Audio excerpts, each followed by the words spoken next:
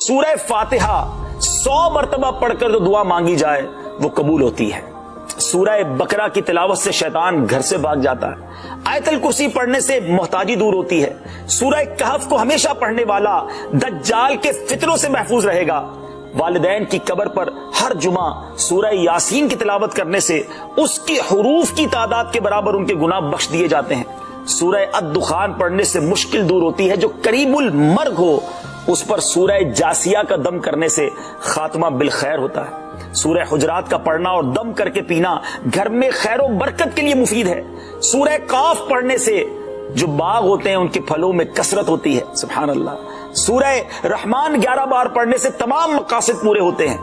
سورہ واقعہ جو شخص روزانہ پڑھے گا اسے کبھی فاقہ نہ ہوگا۔ سورہ ملک کو ہر رات پڑھنے والا عذاب قبر سے محفوظ رہے گا۔ سورہ مزمل کو 11 بار پڑھنے سے ہر مشکل آسان ہو جاتی ہے۔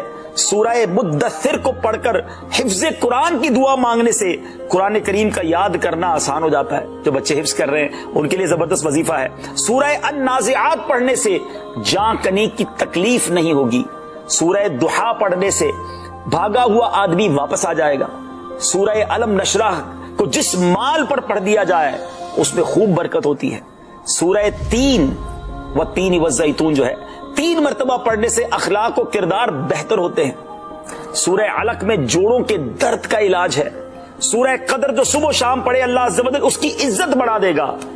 سورہ بینہ برس اور یرکان کا علاج ہے۔ جس آدمی یا جانور کو نظر لگی ہو اس پر سورہ عادیات کا دم مفید ہے۔ سورہ قارعہ پڑھنے سے بلاؤں سے حفاظت رہتی ہے۔ سورہ تکاثر کو 300 بار پڑھنے سے جلد قرض ادا ہو جاتا ہے۔ کئی لوگ کہتے ہیں جناب قرض بہت ہے، چلے قرآن کا وظیفہ لے لیں، الہاکم التکاثر۔ یہ جو سورت ہے 300 بار پڑھنے سے بہت جلد قرض اتر جاتا ہے۔ سورہ عصر پڑھنے سے غم دور ہو جاتا ہے۔ سورہ ہمزہ اور سورہ فیل دشمن کے شر سے حفاظت کے لیے، اور سورہ قریش جان کی حفاظت کے لیے بڑی مجرب ہے، بڑا کمال کا وظیفہ ہے۔ سورہ ماعون بڑی مشکل کے وقت میں پڑھنا بہت مفید ہے۔ سورہ کوثر کی تلاوت سے بے اولاد صاحب اولاد ہو جاتا ہے۔ کئی بے اولاد بھی وظائف مانگ رہے ہوتے ہیں۔ سورہ کافرون 1/4 قرآن کے برابر ہے۔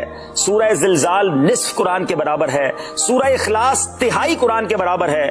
اور سورہ فلق اور سورہ ناس سے جن اور شیطان اور حاسدوں کے شر سے حفاظت رہتی ہے۔ پھر کیوں نہ ہم قرآن سے دوستی کر لیں، کیوں